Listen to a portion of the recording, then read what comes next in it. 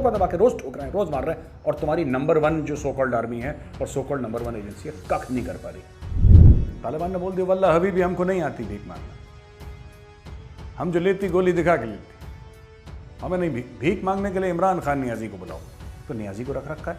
तो मैं तो सलाम पेश करना चाहूँगा तालिबान को, मेरा सलाम है आपको, आपने पाकिस्तान के प्राइम मिनिस्टर, एक एटमी रियासत के प्राइम मिनिस्टर को लगाया भीख मांगने के लिए, और वो मांगता है हर जगह जाके। लेकिन ये एजेंसी जो ऐसा ही है ना कि क्रिकेट मैच नहीं करवा पाई, पर है नंबर 1, हम मानते हैं। 14 साल से क्रिकेट मैच जिसको भी जाते हैं पैसे वैसे दे के बुलाते हैं, अपने बलबूत पे क्रिकेट मैच नहीं करवा पाई। नंबर 1 की वो नंबर 1 एजेंसी है, इंटेलिजेंस एजेंसी वर्ल्ड की, नो डाउट। और जो पाकिस्तानी भाई बहन हैं उनके लिए 2 पैगाम हैं। पहली चीज़ तो वो जो क्रिकेट का कप है, मैं ये कहना चाहता हूँ कि द कप वॉज फैंटास्टिक, वो बड़ा अच्छा कप है, ठीक है। ये चाय पीते पीते ज़रा उस कप को देखिएगा, T is also fantastic and the cup is also fantastic, number 1। और नंबर 2, जो दहशतगर्दों की वजह से मैच कैंसिल हुआ है, उनकी तरफ से एक पैगाम है, इंशाअल्लाह द बॉयज़ प्लेड वेल।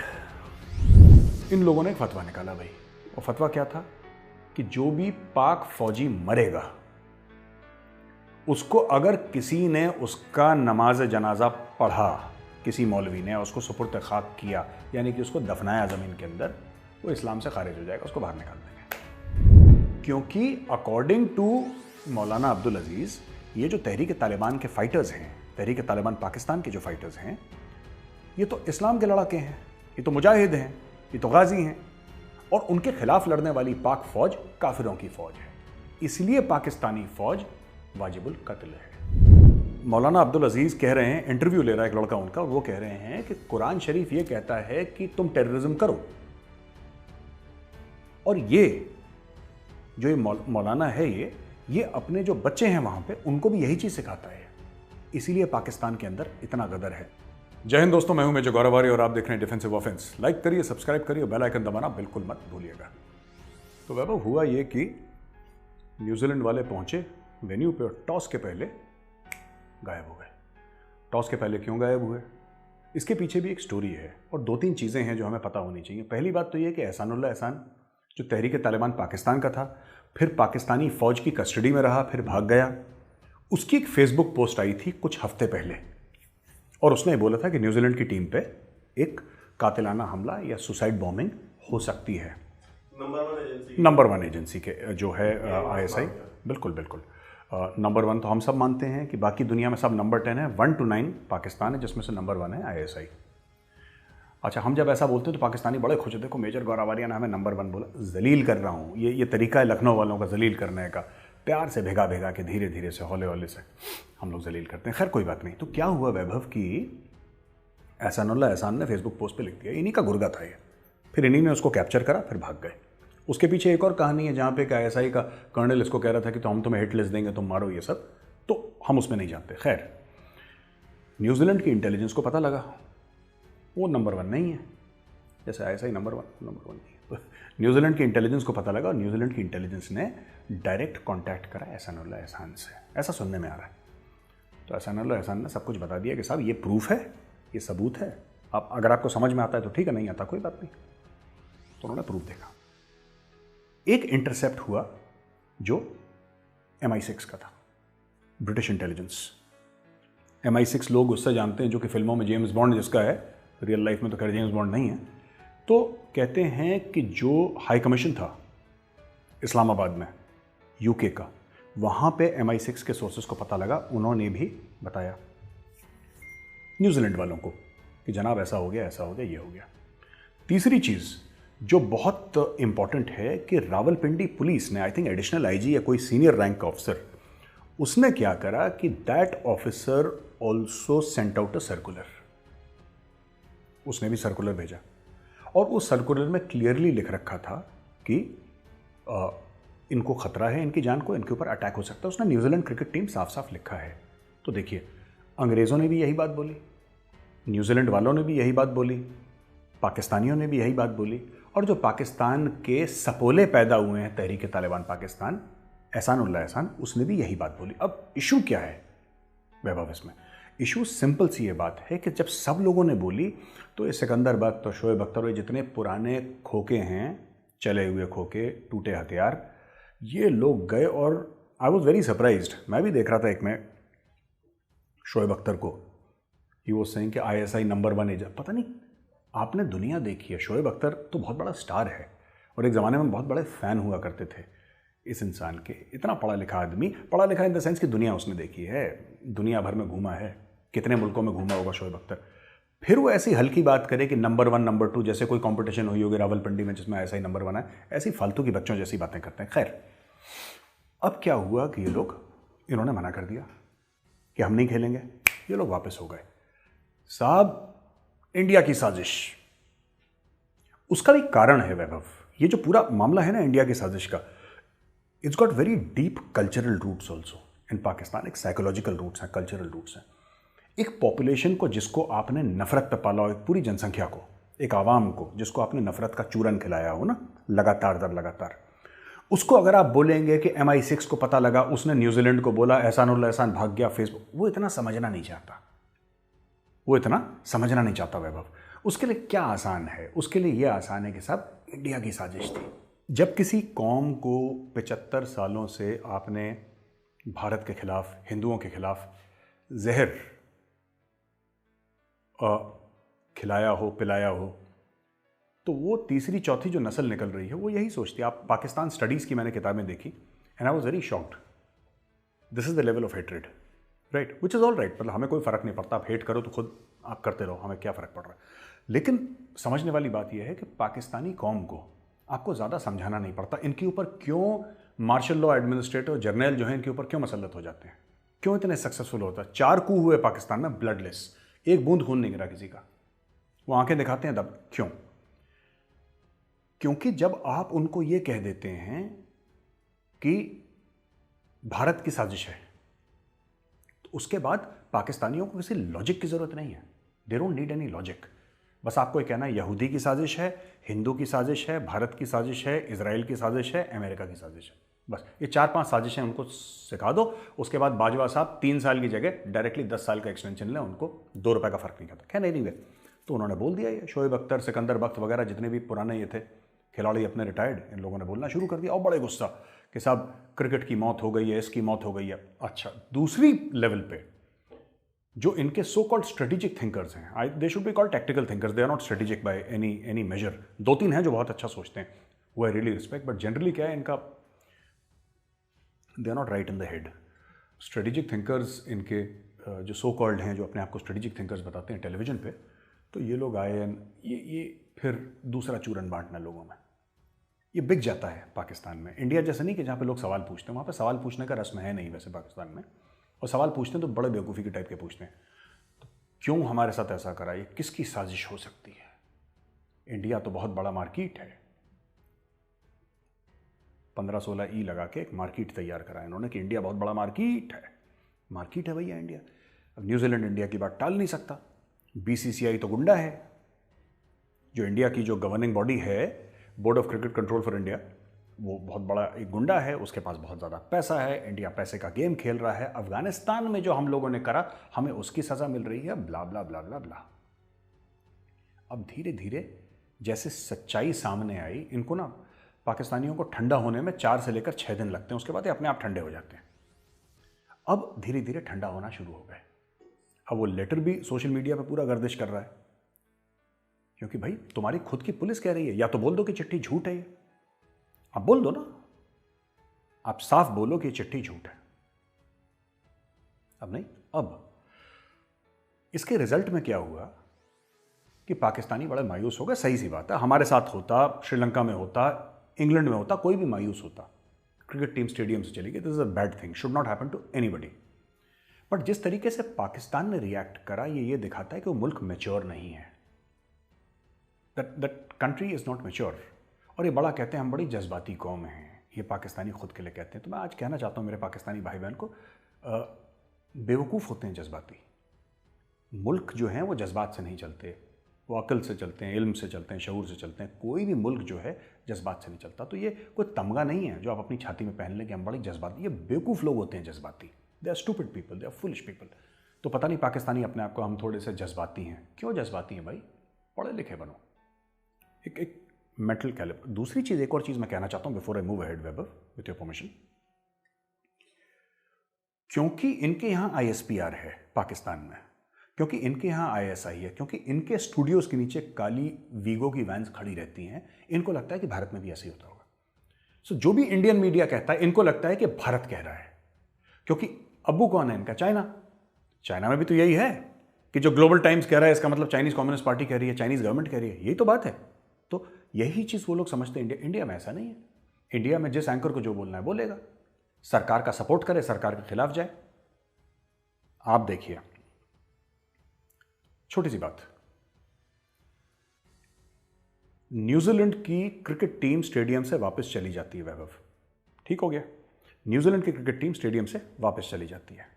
अब आप सोचो, इमरान खान कॉल कर रहा है न्यूजीलैंड के प्राइम मिनिस्टर को, पूरे लोग पागल हैं, शेख रशीद दस्ताने वाले हाथ, पता नहीं क्या क्या, वो अजीब व गरीब आदमी, उसकी तो जबान समझ में नहीं आती शेख रशीद की। और शाह महमूद कुरैशी साहब हैं, वो अलग बयान दे रहे हैं, अलग लोग बयान दे रहे हैं, ठीक है। इंडिया ने 370-35 से हटाया। आपने कभी नरेंद्र मोदी जी का इंटरव्यू देखा, अमित शाह का इंटरव्यू देखा इस मामले में? ठीक है, अगर किसी ने बुलाया, किसी ने पूछा, खुद बुला के इंटरव्यू कभी नहीं दिया, चुप। किसी भी मैच्योर मुल्क की, राइट, किसी भी संजीदा मुल्क की, एक संजीदा कौम की पॉलिसी होनी चाहिए, कम बोलिए। इनको प्रॉब्लम है पाकिस्तान में कि जो इक्तदार में आता है, जो एक कुर्सी पे बैठता है, उसको वर्बल डायरिया शुरू हो जाता है, वो रुकने का नाम नहीं लेता। There should be some sort of dependable for this also, not only for that also. इनका इमरान खान लगातार, अच्छा, न्यूजीलैंड के पूरे वाकये में लगातार ये लोग बोल रहे हैं, लगातार कुछ ना कुछ इनका बक बक बक बक बक बक चल रही है। अब कल का बयान क्या है इमरान खान का? कल का बयान ये है कि साहब, जो बाइडन, माइंडसेट देखिए, I think the world is being unduly critical of जो बाइडन। उन्होंने अफगानिस्तान के लिए जो करा अच्छा करा है। इमरान खान नियाजी ऑन रिकॉर्ड ये कह रहा है, वो इमरान खान नियाजी जो 15 अगस्त से गालियां दे रहा था जो बाइडन को, 15 अगस्त से जो इमरान खान नियाजी जो बाइडन को गालियां दे रहा था, आज वही इमरान खान नियाजी ये कह रहा है कि जो बाइडन ने ठीक बोला। अब ये यू टर्न क्यों हुआ? यू टर्न का तो मास्टर है इमरान खान, लेकिन ये यू टर्न क्यों हुआ? यू टर्न इसलिए हुआ क्योंकि चाइना पैसे देगा नहीं, अमेरिका बहादुर से आपको पैसे चाहिए। जो आप सोच रहे थे कि अफगानिस्तान में पैसे, क्योंकि देखिए, अगर आप अफगानिस्तान को हटा दीजिए इक्वेशन से वैभव, 2 मिनट के लिए आप मानिए कि अफगानिस्तान कोई मुल्क है नहीं, पाकिस्तान को कौन पूछ रहा है, कौन जा रहा है पाकिस्तान? पाकिस्तान बनाता क्या है? पाकिस्तान जो टोटल खा रहा है अभी तक, अपनी जियो स्ट्रेटेजिक लोकेशन के लिए खा रहा है, और अब लोग उससे भी उब गए, अब जितने भी ड्रोन स्ट्राइक्स हो रही हैं वो गल्फ से उड़ के आ रहे हैं। They are asking India for whether you can give them basis. अब इंडिया में बहस होगी, पार्लियामेंट में सबको ऑन बोर्ड लिया जाएगा, देना है नहीं देना, then America will be conveyed India's decision. लेकिन यहाँ पे झूठ नहीं होगा। सर, ये भी कहना कि चाइना जो है वो मिलिट्री एड देता है या फाइनेंशियल पैकेज दे देगा कोई छोटा मोटा, मुल्क चलाने के लिए जो इमदाद चाहिए होती है वो कोई मुल्क नहीं देता, वो इंस्टीट्यूशंस देते हैं वैभव, और इंस्टीट्यूशन सारे वेस्ट में। वैभव, उसके अलावा मैं तो कह रहा हूं, आप बिल्कुल ठीक कह रहे हैं। देखो, what you are saying is technically correct, but I would like to add something. अगर हम IMF की बात करें, हम एशियन डेवलपमेंट बैंक की बात करें, हम वर्ल्ड बैंक की बात करें, हम और दीगर इदारों की बात करें, तो वो तो सब गोरों के पास हैं, वेस्ट में है। चाइना के पास तो कुछ है नहीं, ना चाइना से कोई पूछ रहा, ना चाइना से कोई मांग रहा। चाइना, अगर मैं कहता हूं कि 30 बिलियन नहीं भी चाहिए, 25 बिलियन नहीं चाहिए, 25 अरब नहीं चाहिए, मैं कह रहा हूं 10 अरब चाहिए, 10 अरब चाहिए अफगानिस्तान चलाने के लिए। बहुत छोटा बजट है, 10 अरब, मैं कहता हूं 10 अरब मान लो। इनको क्या लगता है चाइना देगा 10 अरब? रशिया के पास फॉरेन एक्सचेंज क्राइसिस है, जो पाकिस्तानी अक्सर कहते हैं ना कि रशिया हमारा दोस्त है। मैं तो पूछता हूं पाकिस्तानी से, तुम्हारा दोस्त कैसे हो गया भाई रशिया? तुमने रशिया को दिया क्या है? तुम रशिया को दे क्या सकते हो? तुम दे तो कुछ नहीं सकते। रशिया बस हमारा दोस्त है, चाइना और हमारा, ये फालतू में अजीब सी बातें करते हैं। खैर, coming back to the point, हुआ यह है वैभव कि इस पूरे मामले में ना, अफगानिस्तान के मामले में जो हम कह रहे हैं ना कि चीन पैसे नहीं देता, चीन इमदाद नहीं देता, चीन ग्रांट नहीं देता। देखिए, चीन सिंपल सी बात करेगा, तुम्हें पैसे चाहिए, कंधार गिरवी रखो। देखो, लेट्स बी वेरी क्लियर, चीनी लोग बिजनेसमैन लोग हैं। ये तो अमेरिकन्स हैं जिनके भूत सवार हैं कि we want democracy in Latin America, we want democracy in Afghanistan. China खुद डेमोक्रेसी नहीं है। चाइना तो कहता भैया अपना काम बनता, भाड़ में जाए जनता, नोटों की बात करो, सिंपल सा नोटों की बात करो। आप बताओगे साहब हम आपको इतना दे रहे हैं, आप हमें इसके एवज में क्या दोगे? अफगानिस्तान के पास क्या है देने के लिए? चरस, अफीम, गांजा, कोकेन, हैश, इसके अलावा क्या है? टेररिस्ट। कुछ इंडस्ट्री नहीं है उनके पास, कुछ नहीं है। तो चीन से भी अब जो आएगा अमेरिका से आएगा। इमरान खान को यह लग रहा था कि ये चौधरी बन जाएंगे, दुनिया बात करेगी तालिबान से तो हमारे थ्रू करेगी। दुनिया ने डायरेक्ट फोन करना शुरू कर दिया, इनका दिल टूट गया। और तालिबान वाले भी तो शाणे हैं। अरे वो आतंकवादी है, वो प्रोफेशनल टेररिस्ट है, वो किसका सगा है यार? वो किसका सगा? वो तुम्हारा सगा है? नहीं, वो किसी का सगा नहीं है। अच्छा, इन लोगों ने डायरेक्ट बात करना शुरू कर दी। अब सब लोग उनसे डायरेक्टली एंगेज कर रहे हैं। अब लोग ये भी कह रहे हैं, अब लोग पता है आपको, ईरान से बात कर रहे हैं।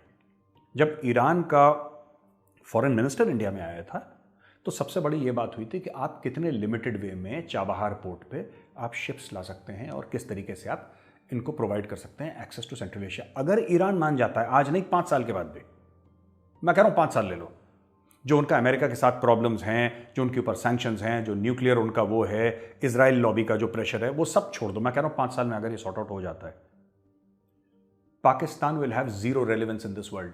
क्योंकि पाकिस्तान की ना आईटी इंडस्ट्री है, पाकिस्तान की ना फार्मास्यूटिकल की इंडस्ट्री है, पाकिस्तान की टेक्सटाइल इंडस्ट्री डूब गई है। Net exporter of food grain has become a net importer of food grain. Pakistan में पानी की किल्लत, पाकिस्तान में बिजली की किल्लत, पाकिस्तान में हर किस्म की किल्लत है। आज की तारीख में अगर मैं बोलूं, हर किस्म की किल्लत है पाकिस्तान में। सुन रहे मेरी बात? हर किस्म की किल्लत है। तो कहने की बात यह है कि शॉर्ट एंड स्वीट में आपको बात बताता हूं। अगर Iran is the dark horse, अगर ईरान बीच में आ जाता है इस पूरे मामले में और ईरान ऑन बोर्ड आ जाता है, आज नहीं 5 साल के बाद, पाकिस्तान को कोई नहीं पूछेगा। क्योंकि पाकिस्तान ने जो $33 अरब अमेरिका से लिए थे, किस लिए लिए थे भाई? कोalition रिलीफ फंड से जो पैसा आया था, किस बात के लिए आया था? शुरू में जब पाकिस्तान की जबान पे ये खून लगाया था, जिसकी वजह से पूरी एक कौम पिराना नुमा बन गई थी, ये कहां से आया है पैसा? अमेरिका से आया। सारा का सारा पैसा अमेरिका से आया। अब चाइना को भी आइडिया आ गया कि वाखान कॉरिडोर यूज करेंगे, तालिबान से हेलो हाय बोलो, पाकिस्तान का लिमिटेड यूज करो, हमारा कंटेनर ऐसे जाएंगे, हमारा सामान ऐसे जाएगा। ईरान के थ्रू, ईरान के साथ 400 बिलियन का उनका डील है। ऐसे टक टक घूम के सीधा चाबहार पोर्ट से आउट। इंडिया माना थोड़ा ना करेगा कि चाबहार पोर्ट मत यूज करो, करो दवा की यूज करो, पोर्ट बनाया इसलिए कि लोग यूज करें, चाइना यूज करो, हमें क्या दिक्कत है? Pakistan does not make anything, Pakistan does not produce anything. Pakistan में एक एंटाइटल्ड एलीट है जो अमेरिका को गालियां देती है टेलीविजन पे, और सबके बच्चे पढ़ते अमेरिका में, घर इनके अमेरिका में, बच्चों की जो पासपोर्ट है वो अमेरिकन है। ये चाइना के साथ ऐसा नहीं कर सकते। अगर ये चाइना से पैसा लेते हैं तो चाइना पहले तो गुर्दा कलेजी गिरवी रख लेता है, और दूसरी चीज, इनके बच्चे अगर चाइना में रहते, बाय द वे, जो कि नहीं रहते, अगर अमेरिका की जगह चाइना में रहते और अगर ये पाकिस्तान में बैठे चाइना को गाली देते, इनके बच्चों को जेल में डाल देता। चाइना को क्या फर्क पड़ रहा है? चाइना इनके बच्चों को जेल में डाल देता। तो कोई चाइना नहीं जाएगा। टेलीविजन पे चाइना बहुत अच्छा है, चाइना भाई है, समुंदर से गहरी, शहद से मीठी, हिमालय से ऊंची, ये सब बकवास टेलीविजन के लिए है, राइट? दिल में इनके अमेरिका धड़कता है, और इनको पता है कि अमेरिका इतना अलाउ करेगा कि टीवी पे हमें गाली दे दो, हमें कोई फर्क नहीं पड़ता, डेमोक्रेसी है यार। तो ये पाकिस्तानी सबके साथ दोगला गेम खेल रहे हैं। तो वैभव, मौलाना अब्दुल अजीज हैं ये लाल मस्जिद वाले, और जामिया हफ्सा, ये ना वो 2007 में स्टैंड ऑफ हुआ था एसएसजी का, रेंजर्स का, पैरामिलिट्री फोर्सेस, पुलिस शुलिस सब इनके साथ। और ये मौलाना अब्दुल अजीज वही हैं जो सलवार कमीज, लेडीज़ का सलवार पहन के और बुरखा पहन के भागे थे, फिर ये पकड़े वकड़े गए थे। खैर, बड़ा खतरनाक किस्म का आदमी है। तो इसके बारे में हम तफसील से बात करेंगे, लेकिन पहले मैं चाहता हूँ कि हमारे व्यूअर्स जो हैं वीडियो देखेंगे। दिखाता हूँ, फोन करो, काल गैदर में लाखों बदकारी के अड्डे हैं, वहाँ आप लोग क्यों नहीं जाते? क्या मैं तुम्हें क्या जवाब दोगे? ये बच्चियाँ नजर आती हैं आप लोगों को? इस नौकरियों से नौकरी छोड़ो, इसको अल्लाह और अच्छी नौकरियाँ देगा। इस नौकरियों पर तो लानत भेजो इसको। यहाँ तुम्हें, आपको ये बच्चियाँ नजर आती हैं। ये तो तालिबान आएंगे, पाकिस्तान के तालिबान भी आपका हशर कर देंगे इंशाल्लाह। हाथों लगाओगा।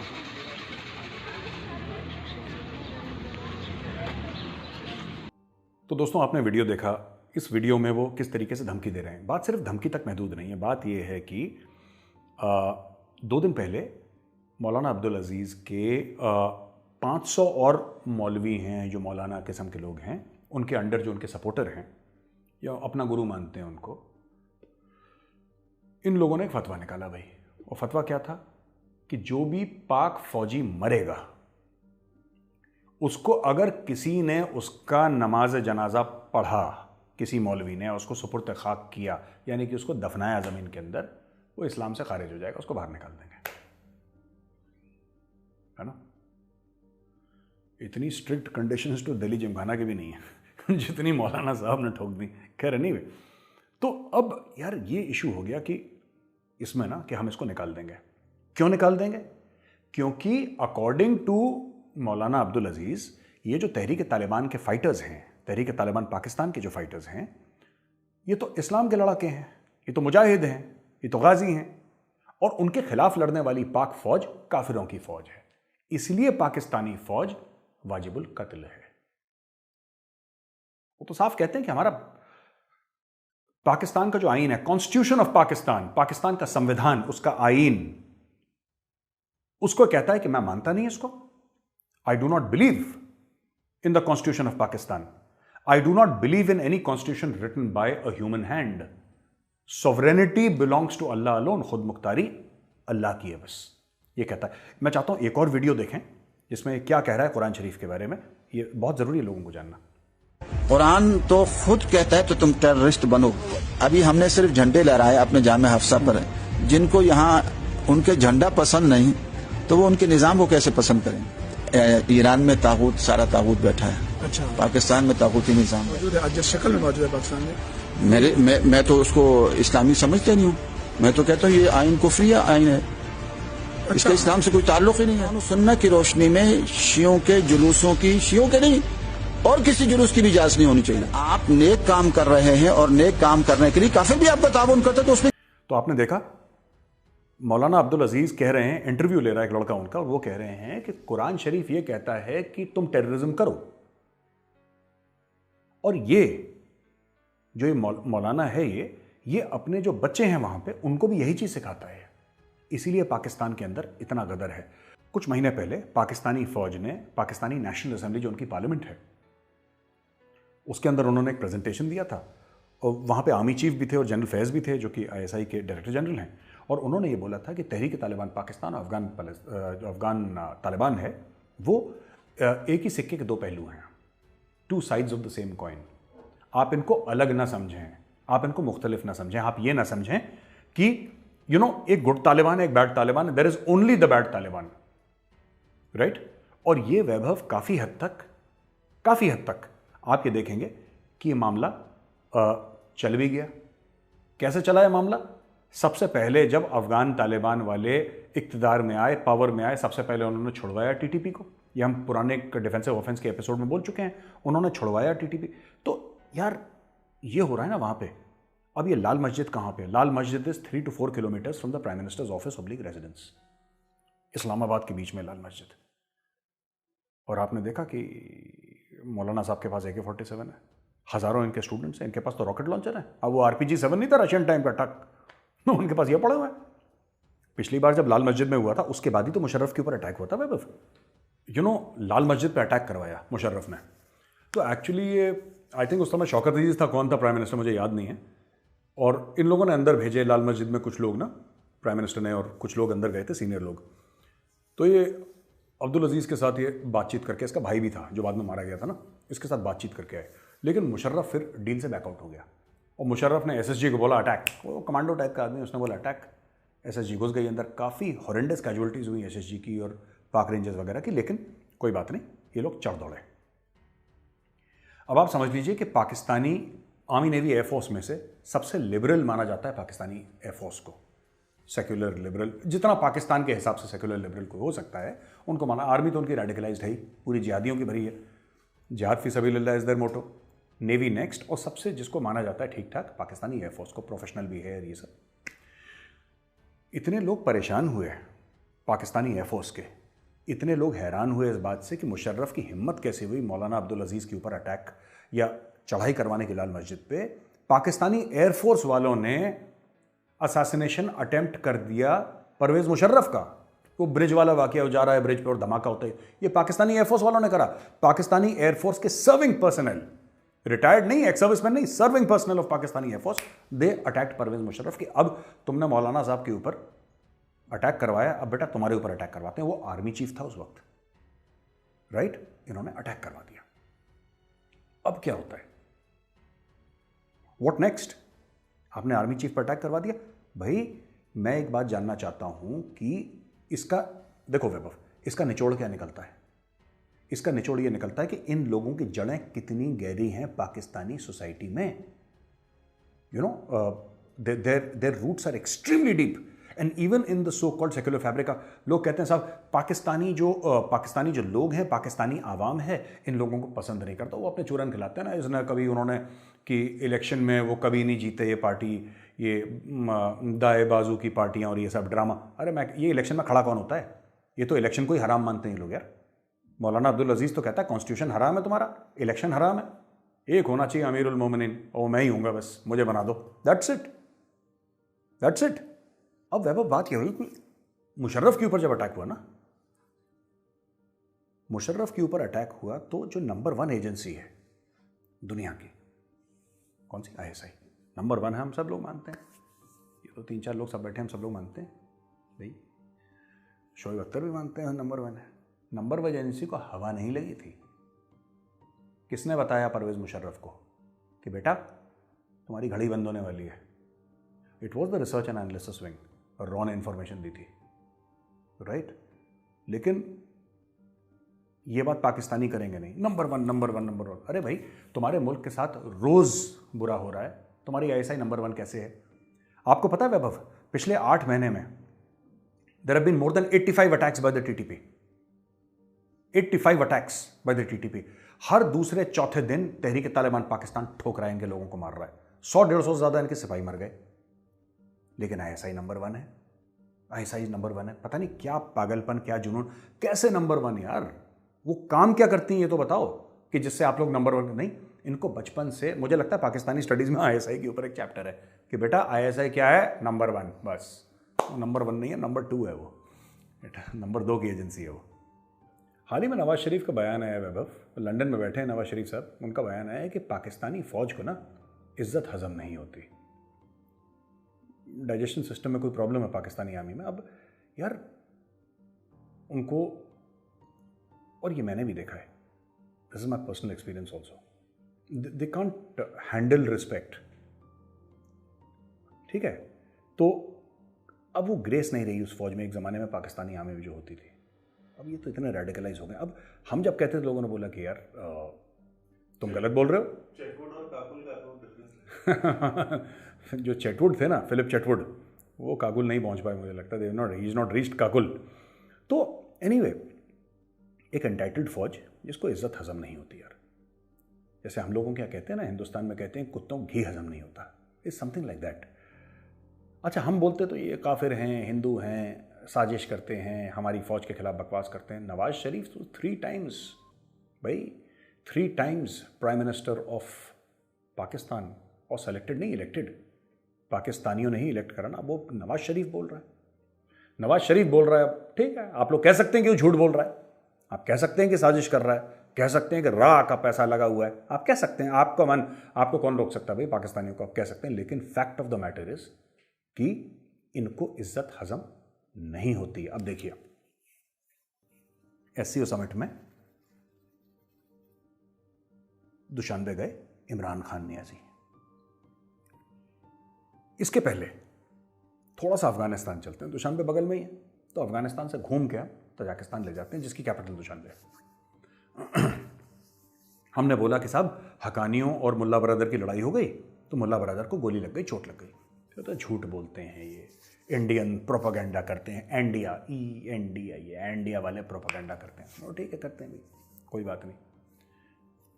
वो मुल्ला बरदर वैभव, जिसको पाकिस्तानी मीडिया खुद दिखा रहा था कि किस तरीके से वो लैपटॉप में पूरा तालिबान का टेक ओवर कर रहा है कंट्री, देख रहा था, प्रेसिडेंशियल पैलेस में बैठ के देख रहा था। 2018 के बाद दोहा की पीस टॉक्स किसने लीड करी? मुल्ला बरदर ने। तालिबान का फेस कौन था? मुल्ला बरदर। बात किसकी हुई थी प्राइम मिनिस्टर बनेगा? मुल्ला बरदर। मुल्ला बरदर जो हर घंटे टेलीविजन पे, 50 तो उसके इंटरव्यूज हैं यूट्यूब पे, मुल्ला बरादर लगातार टीवी के सामने, लगातार कैमरास के सामने, लगातार वीडियो के सामने, लगातार स्टूडियोज में मुल्ला बरादर, वो मुल्ला बरादर गायब हो गया। और वो डिप्टी प्राइम मिनिस्टर है अफगानिस्तान का। पर यार एक चीज़ है, मैं तालिबान की एक चीज़ की तो इज्जत करनी पड़ेगी वैभव, चाहे हमारे इख्तलाफात हों उनसे, हम उनको 10 बार बुरा बोलें कि बुरे हैं, टेररिस्ट हैं, जानवर हैं, जो भी हैं, पर एक बात माननी पड़ेगी यार ऑल सेड एंड डन उन्होंने इमरान खान को रखा है भीख मांगने के लिए। ये बड़ी बात है। आपने एक एटमी मुल्क के वजीर आजम को रख रखा है भीख मांगने, क्योंकि शौकत खानम से उसने शुरू करा था भीख मांगना, तो उसने वो कैपेबिलिटी डेवलप करी इमरान खान ने, वो सलाहियत डेवलप करी। एक दिन में नहीं आती। अगर आप और मैं चाहें हम लोग नहीं कर पाएंगे, हमें शर्म आएगी, हमें ये एहसास होगा कि यार ठीक है, हो सकता है हमारे पास इमरान खान नियाजी जितने पैसे ना हों, लेकिन fact of the matter is कहीं ना कहीं हमको ये लगेगा कि नहीं यार अच्छा नहीं लगेगा, हमारे घर वाले क्या बोले। इस आदमी ने अपनी शर्म, अपनी गैरत मार के इसने भीख मांगना शुरू करा। फिर इसने पाकिस्तान तहरीक इंसाफ के लिए भीख मांगी, तो और थोड़ा सा बीए के बाद इसने एमए कर लिया, भीख में एमए करा इसने। फिर एमए के बाद इसने पीएचडी करी, जब इसने पाकिस्तान के लिए भीख मांगी। अब ये डबल पीएचडी, अब ये इंटरनेशनल भीख मांग रहा है। अब देखिए, ये तालिबान के लिए भीख मांग रहा है दुशानबे जाके, ये तालिबान के लिए भीख मांग रहा है। He is begging for the Taliban कि इनको पैसा दे दो, इनका 70-80% जितना भी आता है इनका बाहर एड से चलता है। अरे भाई एक बात बताओ, मुझे एक बात समझ में नहीं आती है, तालिबान के पास एक फॉरेन मिनिस्टर है ना, तालिबान के पास प्राइम मिनिस्टर है, दो डिप्टी प्राइम मिनिस्टर्स हैं, सब कुछ है। उसके बाद तालिबान को बोलो खुद के लिए भीख, पर तालिबान भीख नहीं मांगेगा। तालिबान ने बोल दिया वल्लाह हबीबी हमको नहीं आती भीख मांगना, हम जो लेती गोली दिखा के लेती, हमें नहीं भीख मांगने के लिए इमरान खान नियाजी को बुलाओ। तो नियाजी को रख रखा है।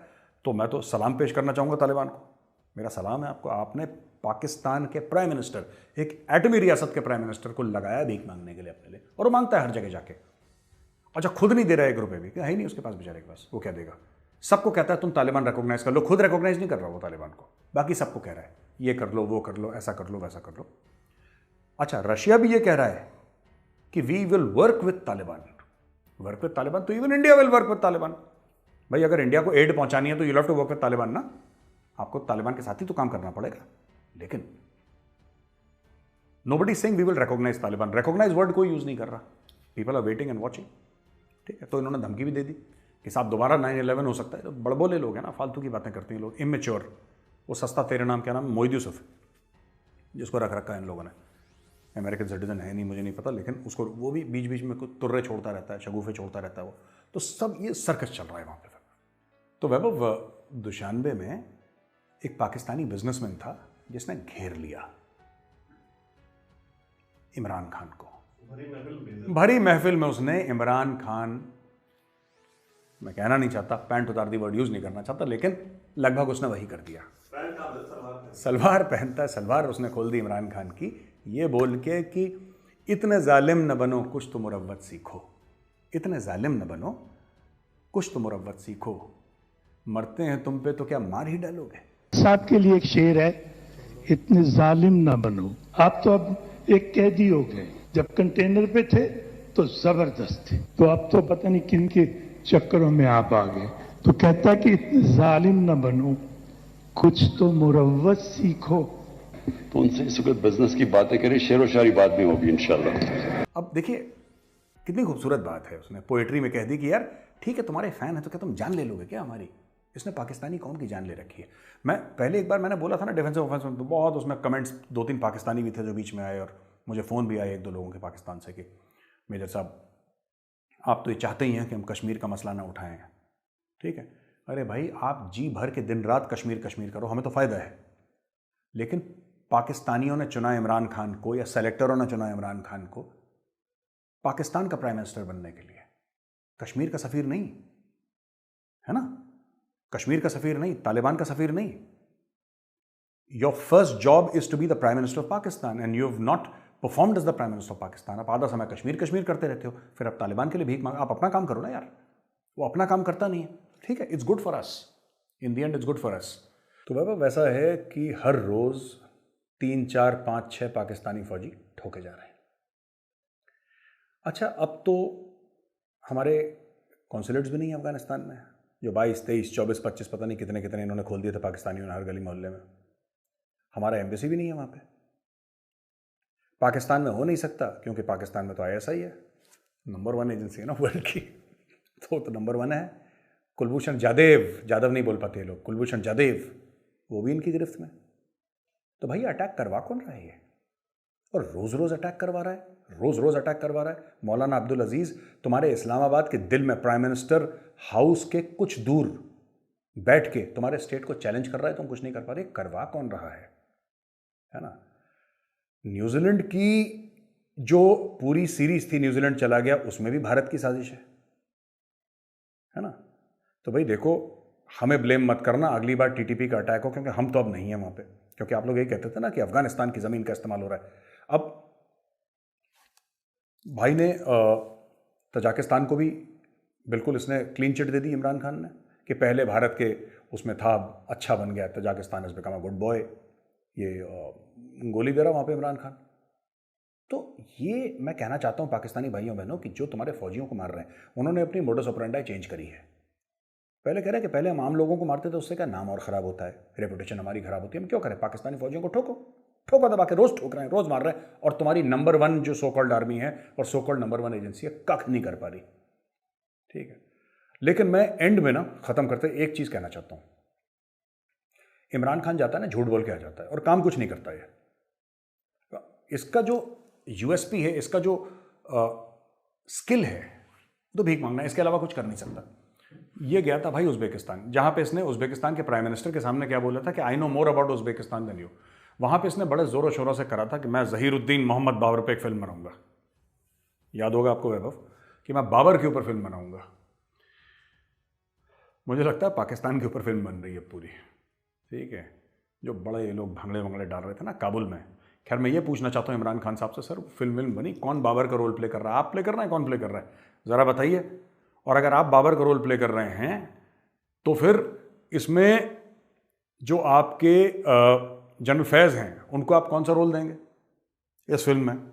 और इधर जो आपके जो आर्मी चीफ हैं जनरल बाजवा, आप उनको कौन सा रोल देंगे, ये बताइए। ये इमरान खान, इस्लामोफोबिया के लिए मैं TV चैनल बनाऊंगा, याद है, मैं एक रेलवे लाइन बनाऊंगा, ईरान से तुर्की घूमती हुई जाएगी पाकिस्तान, राइट। ये हर दूसरे दिन एक प्रोजेक्ट अनाउंस करता है बाहर जाके, और इसमें ये TV चैनल नहीं खोल पाया इमरान खान।